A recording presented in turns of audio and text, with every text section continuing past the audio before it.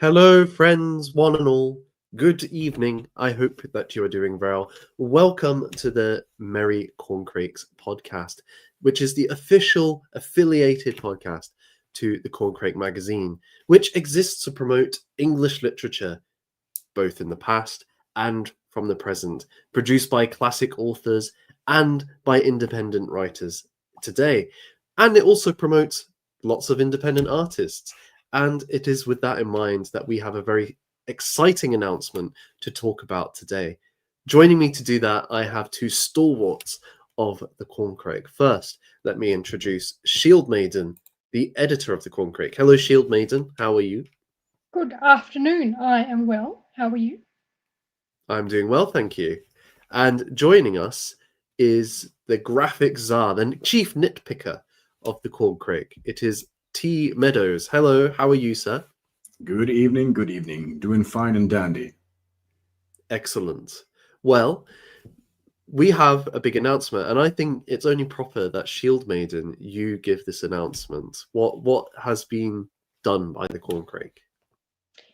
Well, what I have connived is that I should run an art competition, and the person who wins it should attend the Witten free of charge.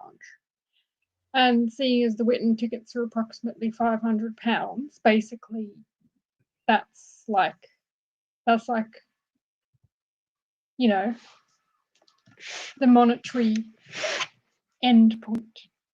But it's more than that. Like, it's an opportunity to to attend this event, which is exclusive to get into, as you can see by the ticket prices, but also obviously doing art about castles. It's kind of a unique thing, I think, to do art about castles, because often we put them in landscapes in the future, or there's things in history, but this is an opportunity to think about them in the present day, and if we all were rich bastards, what would we make our castles into? Exactly. I think it's an important clarification that it's not the competition's focus is new visions for castles, artwork, and it could be any artwork, right? It doesn't just have to be a painting. It could be an illustration. It could be pastel. It could be a sculpture, something like that. That explores this very broad topic of new visions for castles. And I think part of the inspiration for this subject was that castles are a big part of not only England's heritage and history, but also its literature, right? The castles are a major feature. They are places of battle, places of adventure, places where one finds themselves or finds something high, say like the Holy Grail. They are stuck in the mind. Think of, Helm's Deep or Castle Black, so on and so forth. They are prominent features within the landscape of literature. So to me, they're already an important part. But then this idea of a new vision, they're not just something that belongs in the past. Actually, over time, over the course of their history, castles have been imagined and reimagined in different ways. And so we want to encourage artists to actually kind of to engage with that and say, okay, what's the new vision for a castle today? How would you present a new vision for a castle? Go nuts. Pretend you're a mad king of Bavaria and you have all your money to spend to make your private Schwangau. Exactly.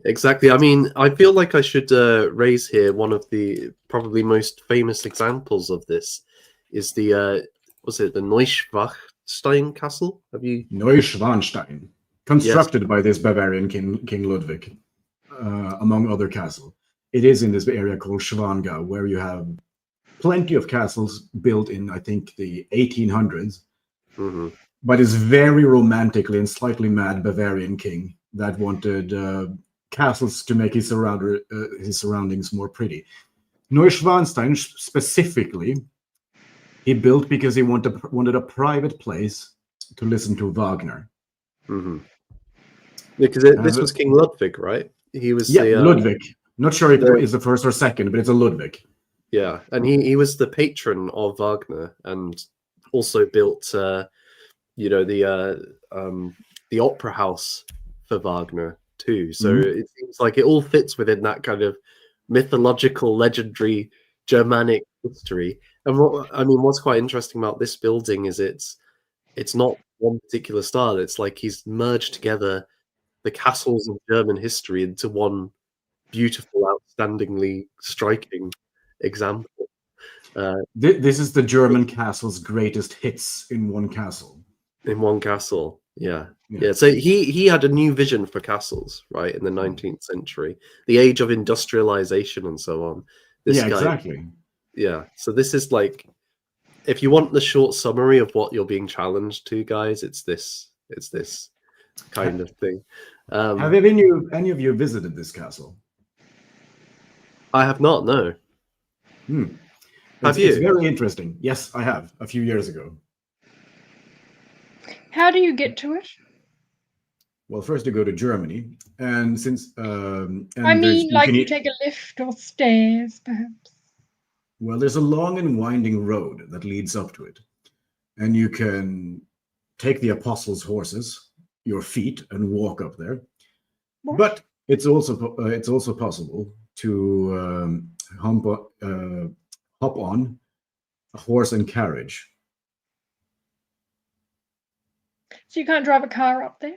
Or there's no lift? I'm sure you can, but I didn't see any cars driving up there when I was visiting. It was in November a few years ago.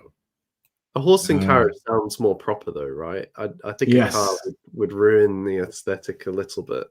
Absolutely. No, this day was perfectly aesthetic because it was cold and misty, and as you approach the castle, you can see the silhouette emerging from the fog.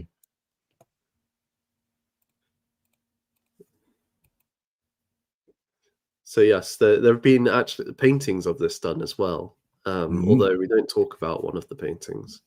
Yeah, and I think this is the basis for like the Disney castle as well. It is. Right? They're inspired by these turrets, although I find this much more pleasing than this because it has a bit more of that kind of Gothic irregularity to it, whereas the Disney ones do perfect. It's very pointy, like this way more pointy than English castles. It seems to draw lots of inspiration from French castles, the chateaus. And inside this castle, though unfortunately it's not completed, but he had several rooms that was decorated and themed after separate Wagner operas. So there's one themed after Lohengrin. I think there's one themed after Tristan and Isolde, and so on. It sounds like he has autism. No, he was a huge Wagner fanboy. Yeah, so we've got here, is it Lohengrin? Because we've got the swan and the boat. Yes. We've got here. What, is that inside? This is inside, yeah. This is the throne hall. I'd like to know who designed that. Maybe that's like beyond posh. This is Parsifal. I love it. What have we got here? I'm not sure what that one is. Though, to be honest, I'd never want to live in a house like that. It's just too impersonal. What? It is. Impersonal. Please explain yourself. Well, how could you have a picture of your mother on the bedside table if this room looks like that? Tell me that. Well, it's a castle. You can build it and I need a room dedicated. You can have a separate bedroom to where you want to sleep and think about your mother. But over here, you have your little table. You have your little picture of your mother here, and then here. Look, there's a space here, right? Yes. Yeah. No, I want a picture of that dumb sausage that I do.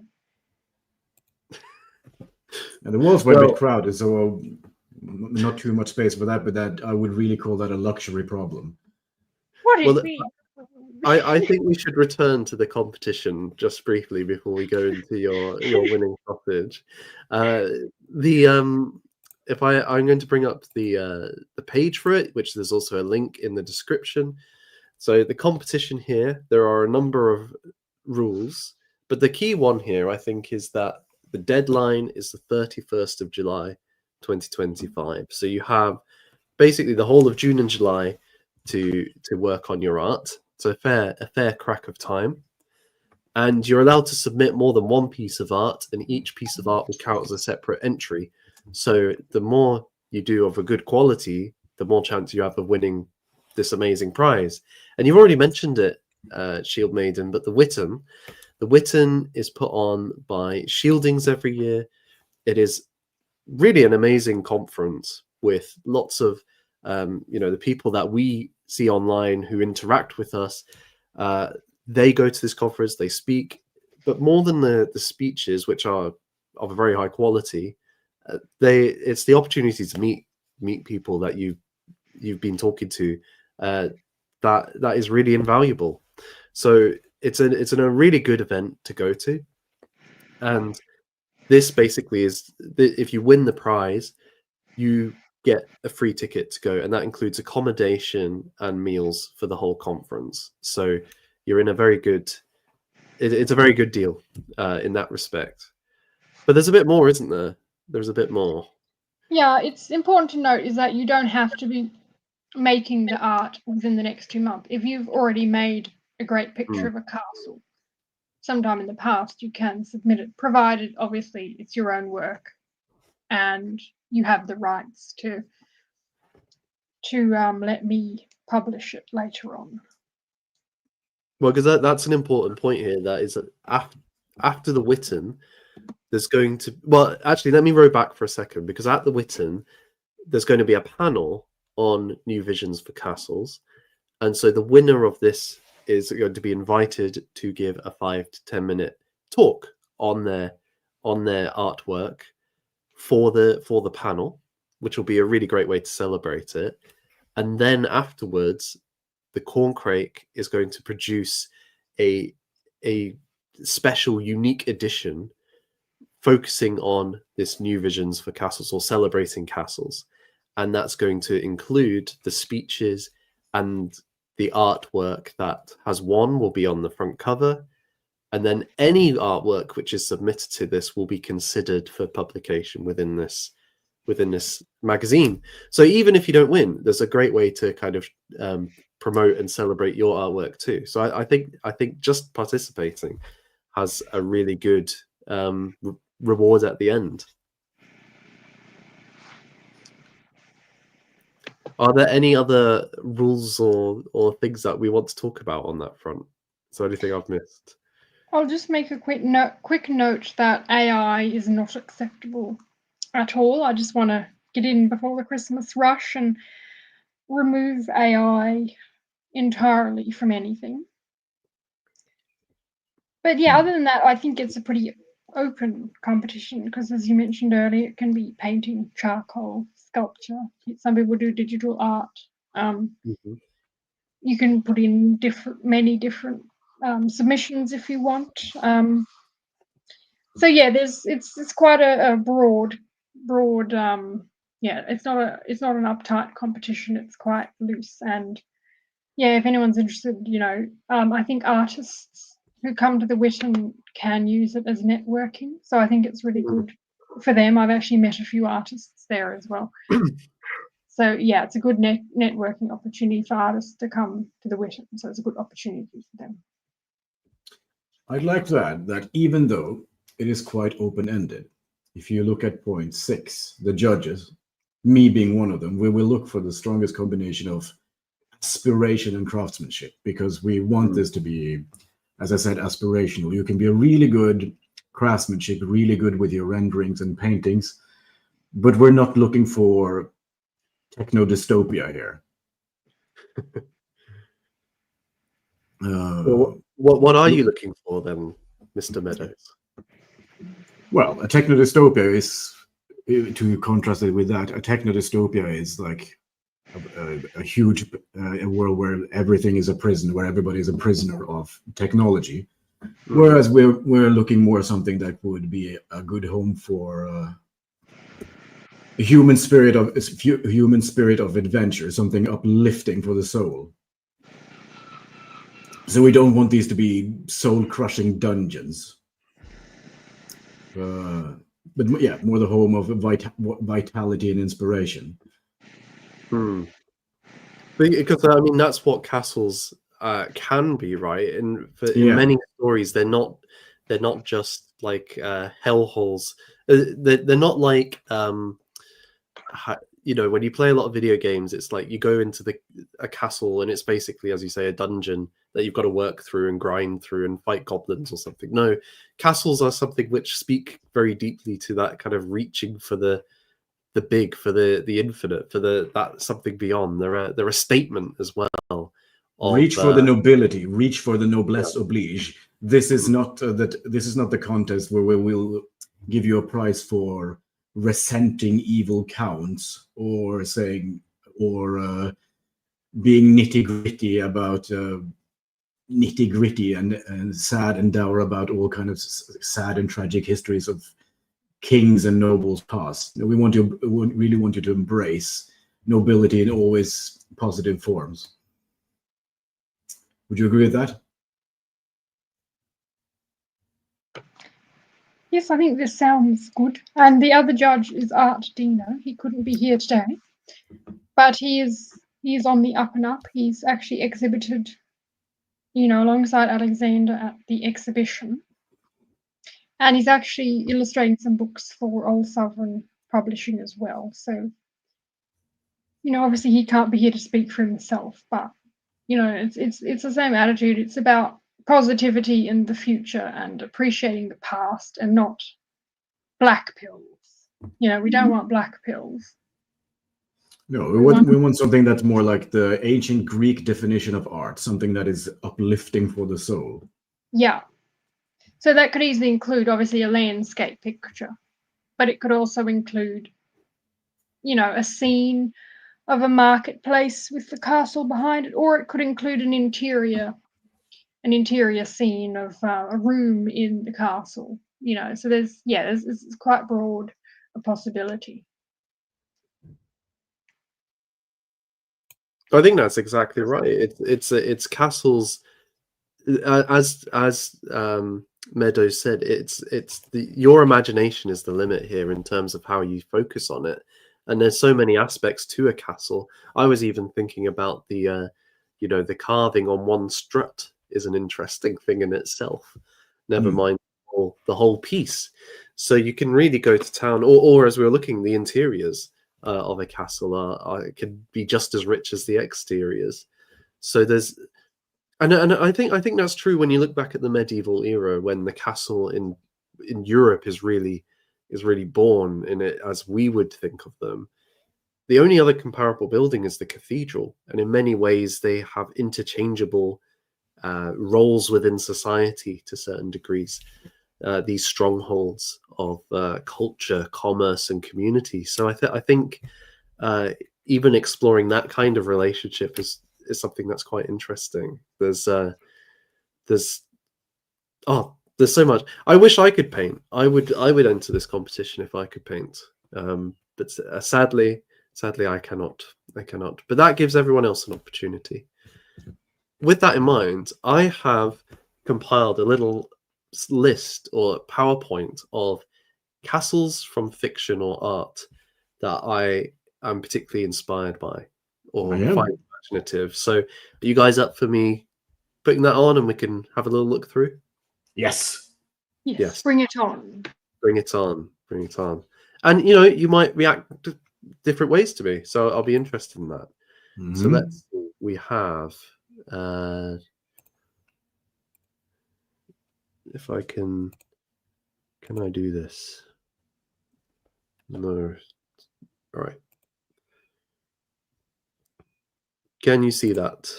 Yes. Yes. Okay. So do you know where this is? No. Where is it? So it is from Tolkien's Silmarillion, and it is the city of Gondolin. The city of Gondolin. Yeah, well, this is Alan Lee's representation of it, and maybe it's not the best version because Gondolin was founded by one of the Elvish kings, as it were, at that time, who were in a kind of climactic war against the first Dark Lord Morgoth. and one of them, he decided that the response really was to build a city in a ring of mountains, a beautiful white city, circular city with 7 levels and so on, and they would kind of live in this isolated bubble and escape Morgoth, and for many years they're hidden. And actually, one of the great stories in the Silmarillion is the fall of Gondolin, how its location is discovered through treachery, that it is brought low, and the survivors have to flee and find refuge elsewhere. And it's from those refugees that essentially the salvation of Middle Earth is going to come. It's very much like the fall of Troy as a story, and in that respect, the people who leave, it's very much following the motifs of Aeneas and then of Brutus of Troy as well. But I just find this city, this hidden city, just so mesmeric. And Minas Tirith in the Lord of the Rings is very much a kind of copy or an imitation, a small imitation of the grandeur of Gondolin. I see. It's interesting. I actually haven't read the Silmarillion, but I'm familiar with The Hobbit and the Lord of the Rings. And it's interesting that you say that they kind of built this as an escape of the clutches of Morgoth, which I know is one of these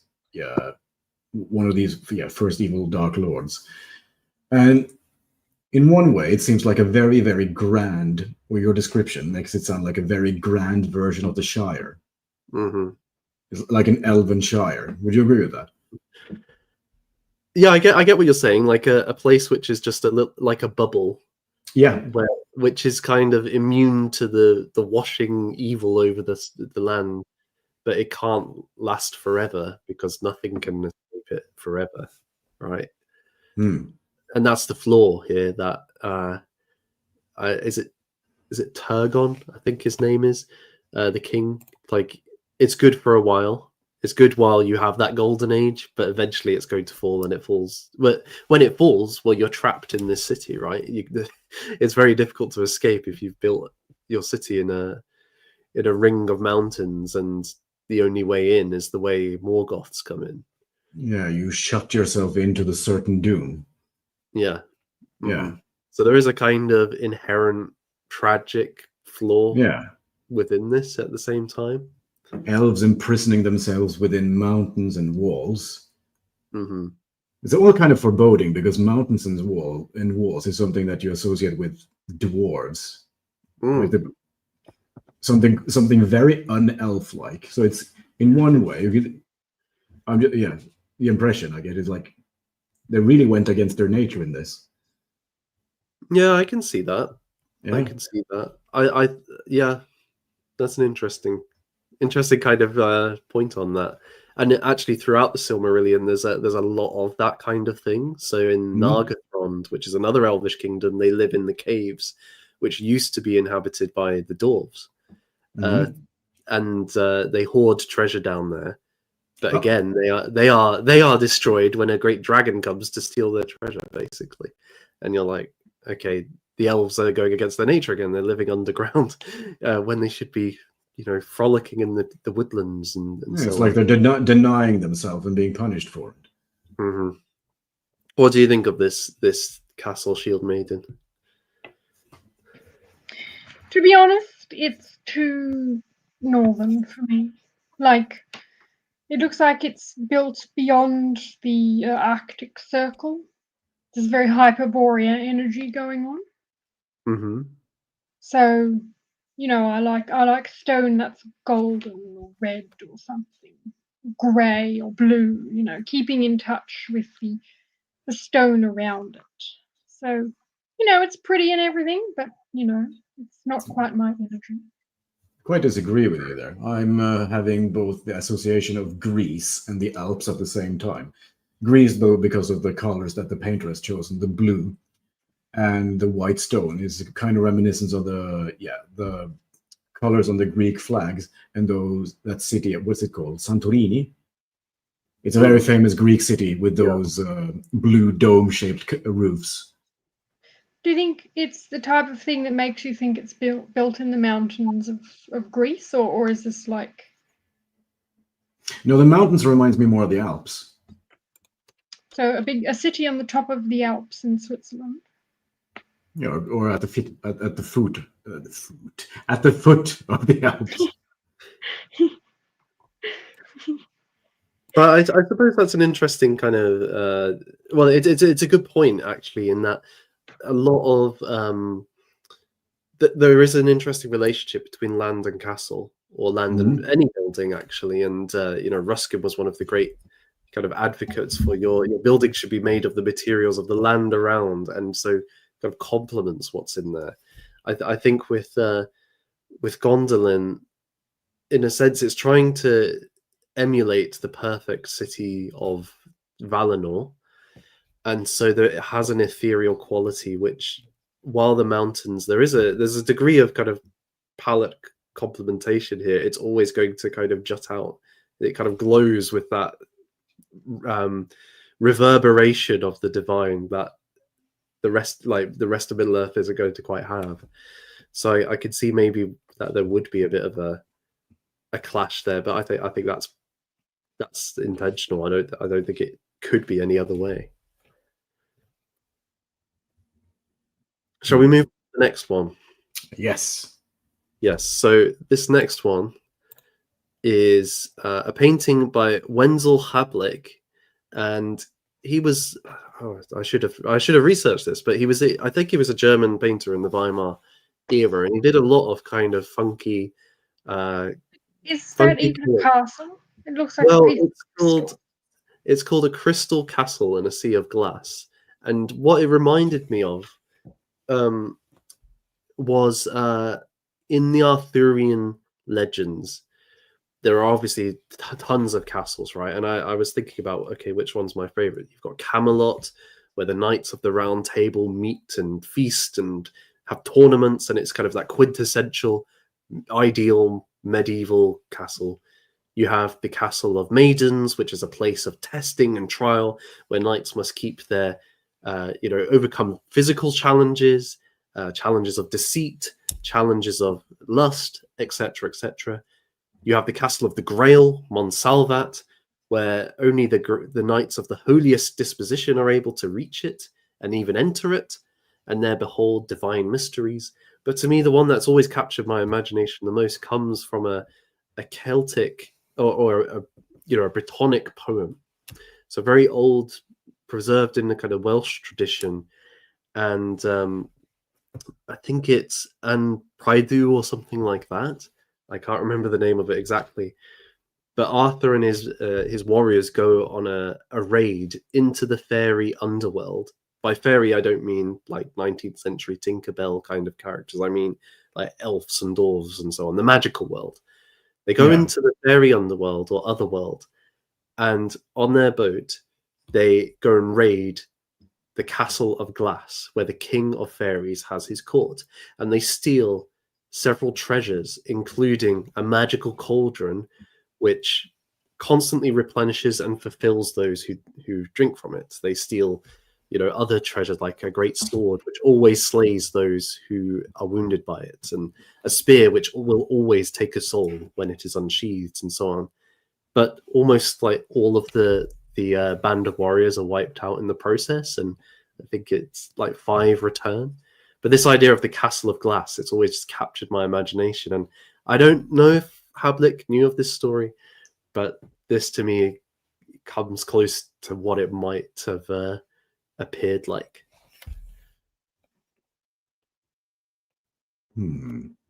So when did you say you painted this?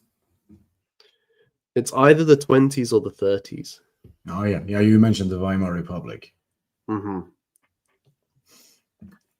A period of great upheaval and lots of changes.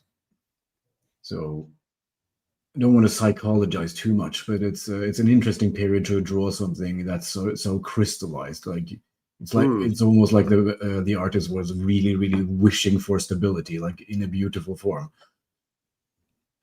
Because a crystal a crystal is very unmoving, but it's very beautiful, very stable, very beautiful. the complete opposite of the Weimar period, with lots of uncertainty, disease, great unrest, domestic terrorism, and so on. Well, and I mean, compared to the sea, actually, which it stands within. The sea is a protean thing which is constantly shifting, but here you've got this one solid, strong, powerful, and resilient thing, which, the hardest of substances, it's not going to be broken by the sea. That's also interesting, because it also specified the sea of glass, right? I think that's right, but I need to double check that. Let me see. Okay, because if it's not, then I'm reading too much into it. But go ahead. I like it when you read it and read into it. Yeah, because on the sea of glass, that sounds like a very fragile sea. It wouldn't take many waves until it starts breaking up. Oh no, I've added the sea of glass. It's Crystal Castle in the sea. Crystal Castle 1914 it was actually. 1914. Most of its later work was in the Weimar era. So yeah. So 14, that's just about the start of World War One. That's right, yeah. Aye. So in some ways, actually, we could re-see this and think of it, well, at that point, before the war, all the European empires are thinking we are strong and powerful and nothing can really knock us. And that's partly why they go into war with each other. So before it all comes crumbling down. Yeah. Yes. Yeah. And everything here is lit very, very coldly, and it's very hard to see like any foundation in the sea. It all goes down into a dark abyss.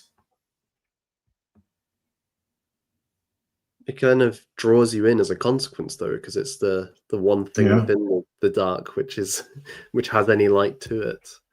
Yes. Shield Maiden, what's your ranking on this one? Can I say something cruel? Sure.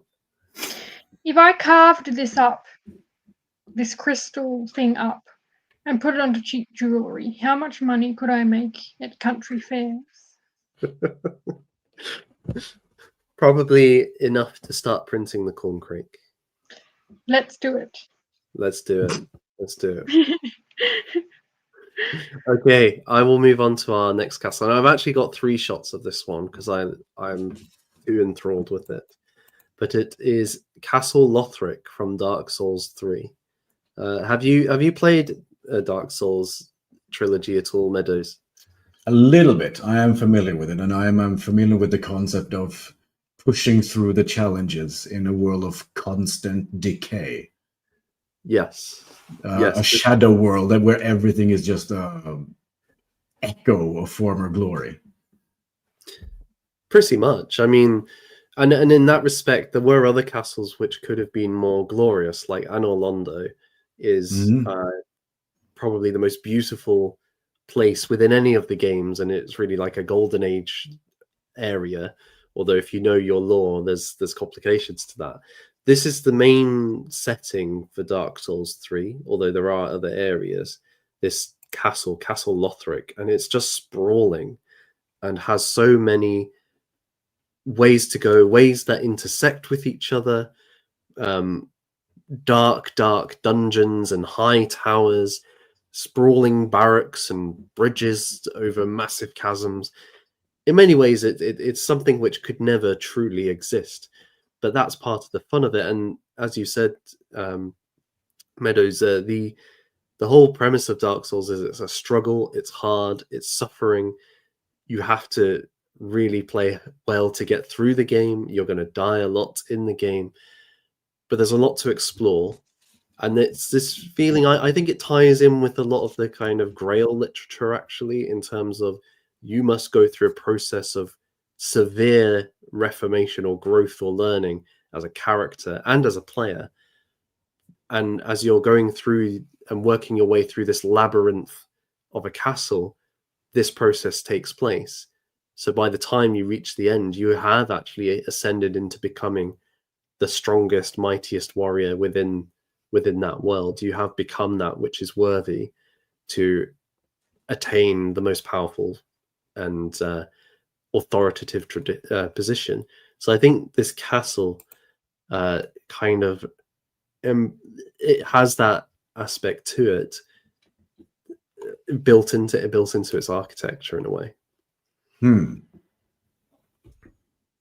But as you say, it's a world in decay, and that's the context in which your whole story is beginning. And there's debates about it, but the kind of primary kind of mission is you're going to be the one that will help restore this world. So you're going to kind of breathe life back into this castle, you might say.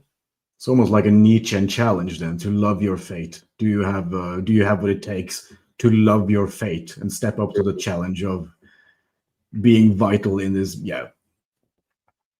this gray echo of what has been before? That said, I still feel this castle in particular, it's not like crumbling or something like that. It still looks very impressive. Yes. Kind of great. It could be like Castle Dracula or something in some ways. Would you like to live in this one, Shield Maiden? I would need plenty of servants to help me clean it, and I would have to have words with the sky gods because I don't like that weather. But if I could clear up the sky and keep the house clean, I think it should be fine. Hey, if you can clear out all of the corridors in this castle, you will be able to move the sky yourself, I think. So yeah, I think I can do that. You could do that. Mm-hmm. Yeah. Excellent. Well, the next one is actually kind of in the sky. This is from A Song of Ice and Fire. And there are many castles in there that I could have chosen, but I went for the Eyrie, which is a kind of strange castle in that, as you can see, it's on top of this kind of massive rock formation. This doesn't really do it justice, but this is supposed to be like hundreds of meters in the air. There's a tiny track which you have to climb up, so it's almost impregnable. Like you couldn't. Is this a shot from the Game of Thrones film? Yes, that's right. The art, all the other stuff was like AI, so I didn't really want to use that. But this is you would have to go up this road at some points, climbing up the road, and you get to the top. It's this amazing kind of domed palace, but the really cool thing I love about this place is that they have what are called sky prisons. So if you're a prisoner, you get put on this ledge, which if you roll over it, you're just falling hundreds of feet. So there's no escape. And you always kind of have to keep on your toes. And those who are executed are thrown out of the moon door, which is this door in the middle of the kind of courtroom with a great circle, just hundreds of feet falling down. So there was something about the remoteness and the just being up in the sky and kind of ascending to the heavens, but it also being a place of absolute terror as a consequence. And also being a relatively fantastical place in something as Game of Thrones, which kind of brands itself on being realistic and political and being quite gray in the abstract, very unromantic. Yeah. And as Ragplays in the chat says, it has a kind of Byzantine, these this domed castle. It's actually very un-European in that respect. Yeah. It's much more Eastern in its design, which is kind of. Do you think this is inspired by the Hagia Sophia? It looks like it, doesn't it? Whereas I think actually Martin's version of it is much more inspired by I'm going to butcher the name again. The castle we were talking about at the beginning. Neuschwanstein. It's meant to be much more like that. Okay. So they've kind of changed it a bit here.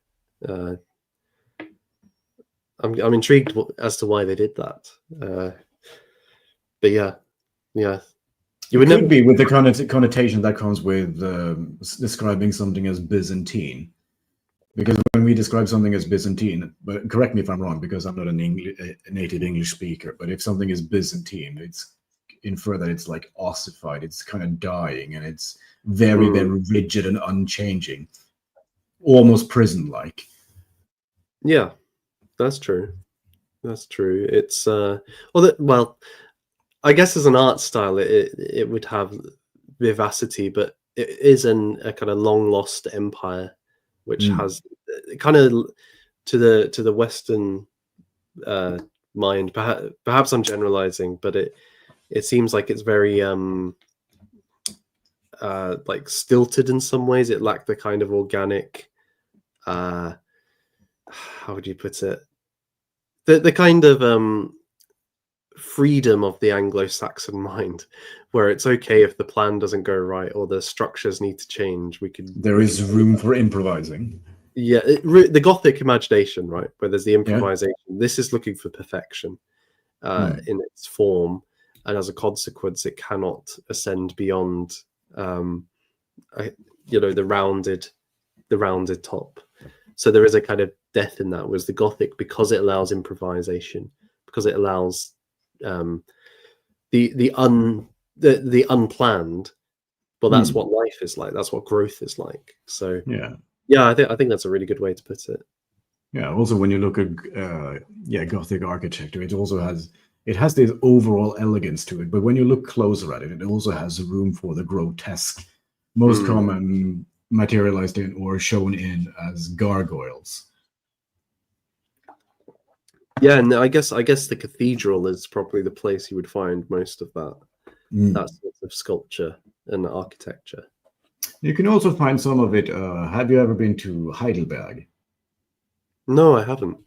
No, there's plenty of that decorating the sides of Heidelberg Castle as well. Oh, okay. Let me see if I can find that then. Let's bring that up. What's your assessment of this one, Shield Maiden? Well, knowing it's from Game of Thrones gives me a low opinion.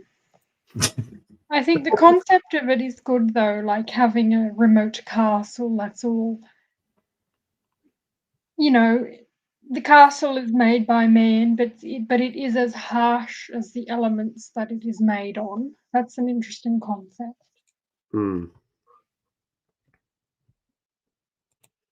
Yeah, it kind of fully embraces the sheerness of the rock it's built upon. It doesn't shy away from it or protect you from it. It actually threatens you with it and says, try it. Try and escape from this if you can. I mean, if you gave me a few good cannons, I could deal with that tower. That's true. I mean, that is true of most castles, right? The death of the castle was. If you just had a go at its legs, you can see there's gaps in the legs there. Just have a go at them and break one or two, and it's going to fall down on its own. True. I mean, the other option is also knock the bridge out. Well, you could starve them out as well. Like they can't go anywhere. Nobody can get in to give them supplies at this castle. So it's impregnable, but if you're in a siege, you're pretty stuffed very quickly. What if they have delivery pterosaurs? Or dragons, I suppose. If they had a dragon, they could drop off a few meals now and then. Meals on wings.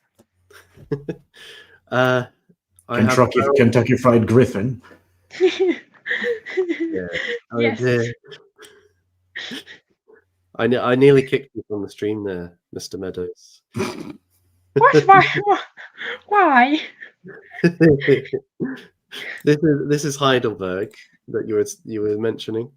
Yep. It's very red. Yeah, I think it's mostly built in red brick. It's a very interesting, like, you kind of have more traditional castle over on the right, and then there's this big kind of almost like public building in the middle here. Yep. It's part of it is collapsed. I guess this is what it would have looked like. Yeah. It's overlooking the city of Heidelberg, which is right next to that that river. It's a very fun place to visit because it's kind of like walking into a fairy tale. Another fun place to visit there is the Alchemy Museum. Ooh, that sounds good. Yes. What was in the Alchemy Museum? Well, alchemical contraptions for distilling and boiling, and also collections of ingredients that they would use in concoctions. So, which kind of hinted that there were rich and powerful people being there because they were able to order materials such as corals, like minerals from the sea and so on, and also things that you read about in fairy tales, like lizards, almost like a witch's brew. I like to think you stayed and studied the alchemical texts, and now you are some early modern medieval wizard. Mostly just looked at the things that was exhibited.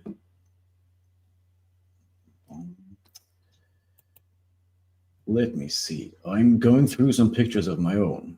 Maybe I can show you one of these strange and grotesque decorations I told you about. Is this not one here? Hmm?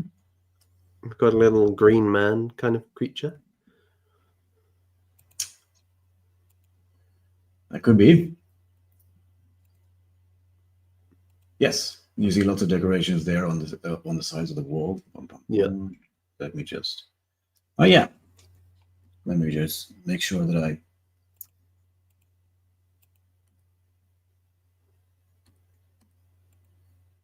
Here we go. Got more here. Yeah. Shields. These mainly shields on these ones. So, oh yeah. If you check one of your messages, I've just sent you a picture that I've taken myself from this castle of a very particular lion. Maybe. Where did you send this? Oh, here we go. All right. Yeah.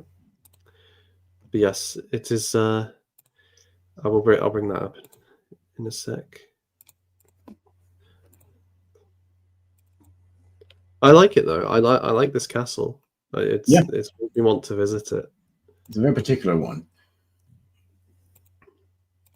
Oh, got it now. Yep. Here we go.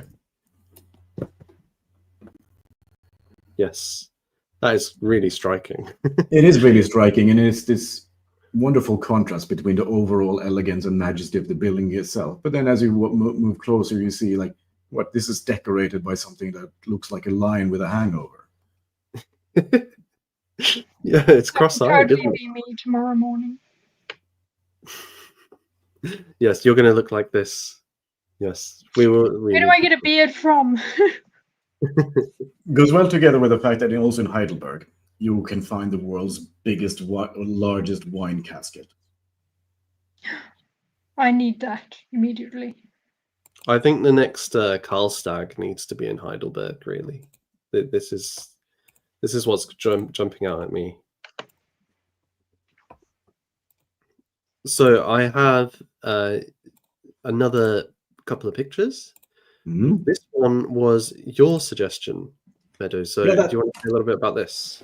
Oh yeah, that is a fictive castle that I like. But if somebody entered it into this competition, I would disqualify it because this is, of course, a place of dread. It's really well made, though. This is Why would you disqualify it? Based on what criteria? Well, does this look inviting and uplifting, or does it look gloomy and foreboding? It looks where you go to when you're in a state of depression. Exactly. It's technically impressive. I guess it could be rendered in an ambitious way, right? Yeah. It's technically very impressive, and it's from one of the most beautiful animation films ever made, which is Walt Disney's Sleeping Beauty. Mm-hmm. This is Forbidden Mountain, the lair of Maleficent. It is stunning. It is stunning. It's a little bit like Castle Lothric to me, actually. Much more refined in its composition, I do love the kind of green fog as well. This is very gloomy and Ethereal, yeah. ethereal. Somewhere that you know you shouldn't go, Soft. but you kind of need to go and explore and find out the dark heart of evil inside. Yeah, even the clouds look poisonous, and Mhm. the light is being sucked out of the sky in that vortex-like formation. This looks like the perfect place for the Corncrake to have its base of operations, I think. Certainly not. Why would it be in somewhere like that? Now, both of you seen Sleeping Beauty? I haven't, no. Oh, you haven't? Sleeping Beauty? I'm aware of the story. Yeah, so in the Walt Disney Sleeping Beauty, this is where the prince is actually imprisoned and where he needs to break out of. I mean, in that respect, it's very much like if you look at the Arthurian legends, Lancelot goes to the wasteland, the place which no man ever returns from, to rescue Guinevere from such a castle. He himself manages to free her, but he himself is kept prisoner there for many years and has to find a way to escape. Like a stalactite. Those are the ones that come off from the ground. I think they're mountains. The entire place is called the Forbidden Mountain. But I mean, it looks like a stalactite that you would see in a cave dripping down from the ceiling. It does, yeah. Yeah. And it's all the realm of the evil witch, or I think in the original fairy tale she's known as maybe the Black Fairy. Yeah, so I mean, one thing I do appreciate as well is the stalactite aspect of it. The turrets very much fit that. So it's very much again blending in with the rocks. It could become, it's almost an extension of that horrible mountain that it sits upon. It is really a sad place. It's ruled by this witch, this Black Fairy. It was this miserable lady who bears a grudge that she wasn't invited to a party. And all the male presence in this place is small, pitiful, goblin-like henchmen that are good for nothing, that she always has to punish and prod into doing anything useful. Yeah, maybe we shouldn't base the Corncrake there. You've persuaded me. And speaking of such places, this is from the video game Wolfenstein. Castle Wolfenstein. Yes, Castle Wolfenstein. It's I think this image is from Wolfenstein Old Blood, but there's prior games which also include this castle, and it's basically the idea that of this King Otto back in the medieval times. He wanted to terrify his enemies in Austria and across the continent. So he built a fortress up in the mountains, which was so remote and impossible to attack.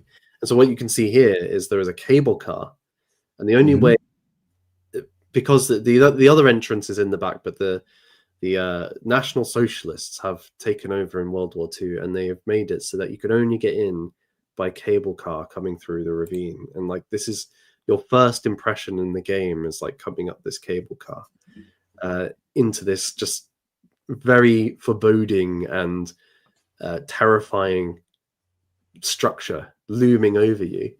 And then you have to go through all of the different levels, the different corridors and rooms. You start out in like nice, beautiful castle rooms, a bit like what we were seeing before. But then you go into kind of science labs where they're trying to merge supernatural power, biology, and mechanical monstrosities together into some kind of twisted, gruesome hybrids. And it's an experience getting in and out. And it was just such like vividly just sticks in my mind, this image, like of if you want something just strikingly impossible to do, but you managed to do that. It's breaking in and out of this place. Is this from the German version of the game? Or I haven't played the game. I'm only familiar with the old MS-DOS version of Wolfenstein. Oh, okay. Well, this was in the 2000s. This one. Yeah. So because there's something conspicuously missing in the center of those white circles. Is that for the safety of the stream, or is it because it's taken from the German version where Oh, I see. they're very, very, very strict about how you can use the windmill? Yeah, it's they are in the game, so Yeah. it's just been removed for the. I think you can actually see some on the smaller ones, but yes, But still not discernible. yes, indeed. And oh yes, Ragplays also points out that the cable car is probably from Where Eagles Dare. That's part of how they get into the castle in that film. So that's probably the inspiration. Well, how do you rate this castle, guys? Certainly looks imposing. It certainly looks intimidating, especially that second shot you showed me where you see it from an up shot, where you look up on it and it looms over you, almost blocking out the mountains behind it. Yeah. Most definitely. Shield Maiden? I think it definitely contrasts with the houses in front of it. It's like the houses are owned by peasants, but someone with 1 trillion times more money than them has built this castle. Yeah, and it kind of dwarfs the surroundings in a degree which isn't really appropriate. It's just like a pure statement of will in that respect. It's and one thing I do appreciate about it as well, and is that although it's meant to be medieval, it definitely feels to me like with it here we've got like metal, for example. So there's a kind of integration of the 20th century in a way that doesn't kind of overwhelm what's here, but builds upon it to kind of make it into what you might expect from that period, but in a very magnificent way. Rag Plays in chat has a very interesting observation. He says that it's very uniform for being a medieval castle, and it also reminds me of a hydroelectric dam, which I really agree with. Yeah, I can see that. Yeah, not very Gothic actually in that respect. It's it's too asymmetrical. He goes on to say almost Art Deco. Yeah, that is interesting. Interesting too, because this is probably in that respect the castle which is most like if castles were built in the 20th century, this is what a castle would look like with somebody who had ambition. I'm a bit curious now. What is it about this castle that captures your imagination? I think it was just playing the video game and being like, this is like, this was back in a time where you didn't have all of the same, graphical abilities and people making mods and so on. And this was just such an impressive kind of opening to the video game. And like, okay, I'm dealing with something here which is making a statement to me as the player. And then also, I think it's the integration of the medieval with the mechanical and with the supernatural, which is more in the game. It's not really kind of shown here, I guess. Although I think the little houses kind of connect it to that folk world. That's part of it still. So it was the kind of combination of everything. It's just like, okay, this castle sticks in my mind. Yeah, no, the houses are a lovely artistic addition to like emphasize the scale of this. Okay, well, here is another one that you suggested. Yeah, it's kind of hard to see this castle because it's just a golden light at the in the distance, and that is a castle from Norwegian fairy tale called Soria Moria, which is this ethereal and faraway castle that I think it's one of those places that has the description west of the sun and east of the moon. One of those places. And the main character goes there to rescue a princess. And then after a while, he finds out there are several castles with several princes, captured by several trolls with several heads. This sounds like which all needs to be dealt with violently, of course. Of course, of course. Yeah. I mean, it sounds a bit like Mario, to be honest. Yes, a little bit. But in this case, it's not just one princess in another castle. It's like Mario Deluxe. Thank you for coming. There's also another princess in another castle, so there's princesses galore. Yeah. It's such a beautiful painting because you feel, well, I feel I've seen that before. They kind of glow somewhere, and is it a mirage? Is it not? But you're brought on, and then this grey across. It's like this great barrier, this great distance that could go on forever. In the castle way that seems to be made out of sunlight on the other side of what seems like a sea of fog. Mm-hmm. I think the artist was somebody who felt very deeply that longing for the beyond, but just on the horizon. Oh, that would be Theodore Kittelsen. That's the artist. He's also, if you ask me, one of the champions of portraying trolls. Oh, really? Yeah. I will need to find a troll. Oh, sorry. Let me remove that. Let's see. Theodore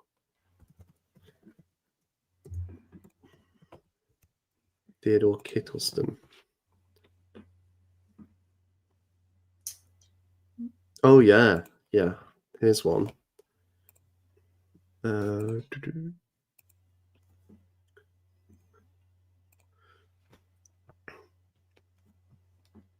Yes. Oh, a forest troll. This one is big. I love the sense of scale and the slight difference in light between like the pale natural moonlight and the slightly sick yellow light coming out of the eye of the troll. Yeah, I appreciate that. That's quite a good touch. And this is my mental images of trolls. And I remember when somebody showed me World of Warcraft and said, and you can play as trolls. And I was like, what? And then I see these ridiculous things with tusks. Like, oh, that's not a troll. That's like a man elephant. I mean, we've got this little fellow. Oh, yeah. The troll who wonders how old he is. There's a theme park in Norway called Hunderfossen, where you can go, where there's a structure that's shaped after this troll. And you can go inside it, and there's a restaurant. I mean, that's cool.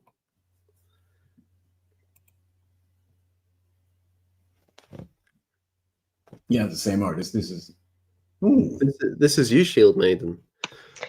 I have one of those bazines. Indeed. Do I think this one is made out of wood? Mine is brass, but it's still the same shape and length. If I'm not mistaken, this picture is also used on the Burzum cover. I don't know what that is. Burzum is the one-man project of the infamous Varg of Norwegian black metal, charged with arson of churches and the murder of one of the band members of Mayhem. Oh, okay. Yeah. Well, that is a that's a deep connection. That, but yeah, I think we need to recreate that image at some point for the Corncrake. But yeah, Shield Maiden, did you have any comments on this one? I'm trying to see where the castle is. It's up here. That looks like the sun appearing above the horizon. That's how glorious the castle is.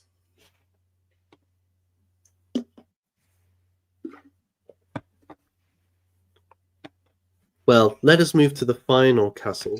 And this one is a bit different, really, in terms of its look. Ooh. This is a painting or an artwork by Roger Dean, who did a lot of cover art in the 1970s for various rock bands, including Yes.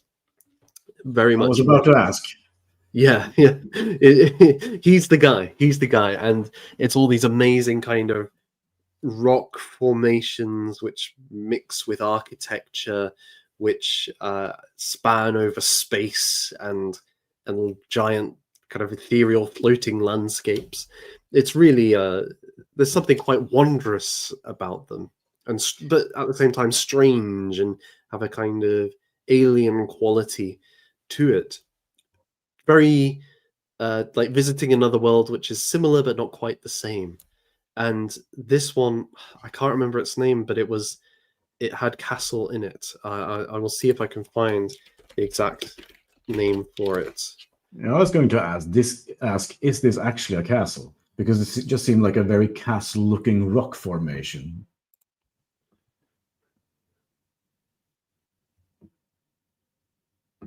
Oh, wait. I put the wrong one up. It's actually still a brilliant picture. I still love it. I'm happy you made the mistake. It's let me get the right. I had a different Roger Dean one saved. Ooh. This is called, you'll like this one, Freya's Castle. Freya's Castle. Yes. Huh. I mean, even this, the pillars, they are very tree-like to me. Yes. So it's very much emulating that kind of woodenness, and I mean that in a positive sense. The tree of the Norse is so important, and the buildings. There's that great church, the wooden church, the medieval wooden church in Norway. It captures some of that while building it into this great rock formation that, a bit like Lothlorien, spirals up the way. Yeah, no, it really reminds me of Lothlorien as well. It looks like a giant tree with those really hard fungus-like growth that you get on really, really old trees. I don't know the word for that in English. Moss. No, not moss. It's a lot harder. Oh. Okay. Ivy? No. No.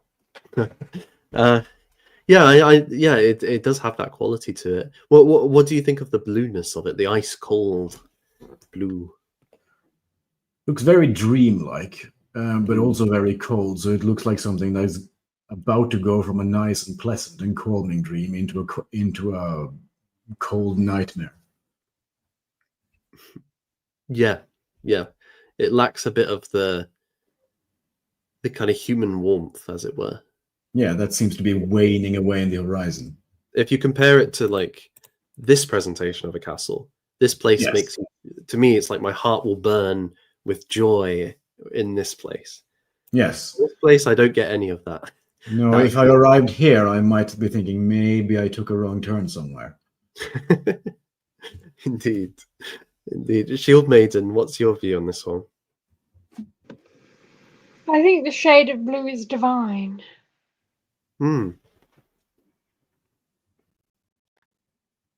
It just strikes you so strongly. Yes, I need to know how to mix this. I only have phthalo blue on my palette, but yes, this is a really nice color, like a very pleasing color. Well, I hope that everyone can see that these, like we've just looked at a selection of kind of very graphically impressive and imaginative castles, but there's a real range there. It's not just like one style.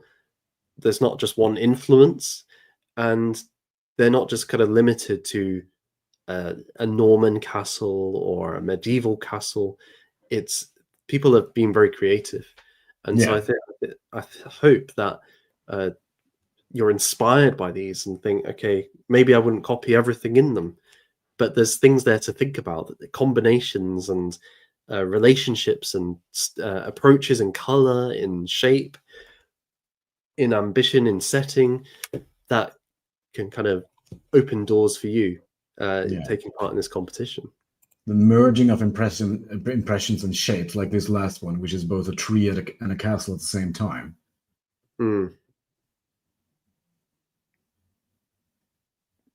Yeah, so with that, I think, well, before we close, I do want to play a little advert which connects to the Corncrake, Let me bring it up. Unfortunately, I don't have it saved in my videos, so we're going to have to play it through this way.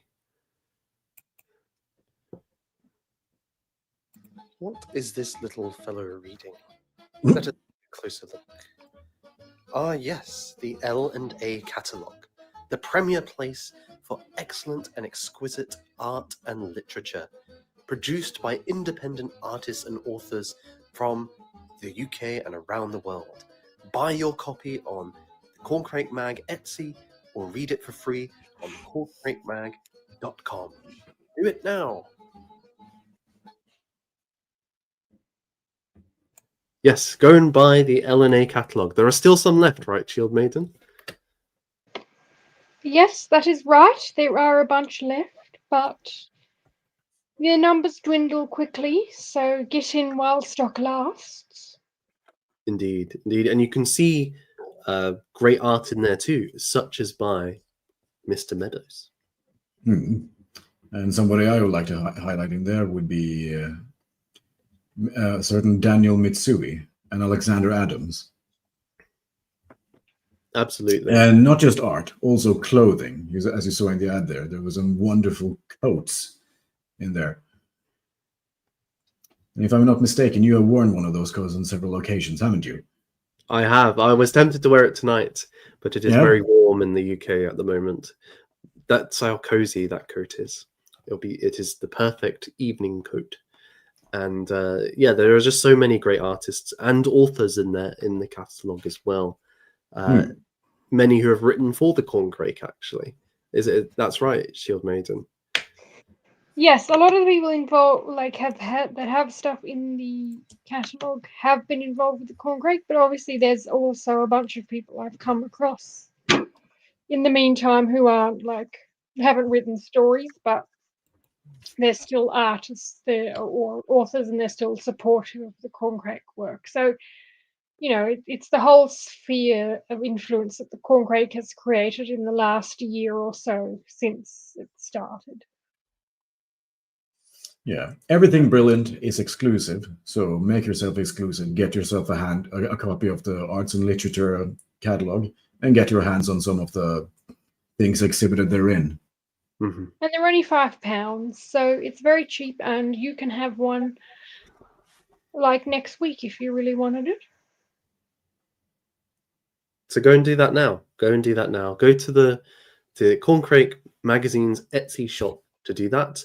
And if you want to look at it online, you can do so at thecorncrakemag.com. So in terms of closing up, is there anything, I'll start with you, Mr. Meadows, is there anything that you would like to kind of say about the competition? Yeah, I'm really looking forward to the submissions, and we'll be looking forward to work with the other judge, which also works for, I think, another publication, which known as the Decadent Serpent. So go check them out as well. Mm-hmm. They do lots of commentary on culture, literature, I think. That's right. A lot on culture and literature. They have stories in there as well. Yeah, so they're doing and film reviews and media. So they're doing a lot of good work, covering actually quite a really wide range of topics. I actually discovered a futurism exhibition in Rome because of the Decadent Serpent. So many interesting things to check out. Fantastic. And Shield Maiden, is there anything you would like to say in way of closing for the competition? So this coming Monday, the June edition of the Corncrake will be out. Fresh stories, poetry, etc. So keep your eyes peeled for that. Yes, everybody be ready for it. It is coming on Monday, and it promises to be another banger. I'm always excited for the front covers of these as well. It's one of the things I can't wait for. Well, this one is particularly, it's amongst the covers of the Corncrake, I can say that. Well, no, I will just say for this competition, this is a great opportunity, not only to produce fantastic art, and we really want to encourage artists to do something bold and courageous and filled with flair and beauty, but also to go to the Witten and to promote castles. We want castles back in our consciousness. We want castles back in our culture. So yeah, everybody take part.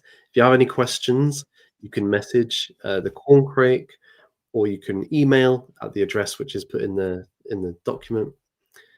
Otherwise, all that remains for me to say is thank you to my two fantastic guests, Shield Maiden and Meadows. Thanks for having me. Yeah, thanks for having me on. And thank you to you guys, the viewers. Thank you for watching and for commenting. And please feel free to put your comments below. I'd like to hear what castles you find inspiring in art and fiction as well.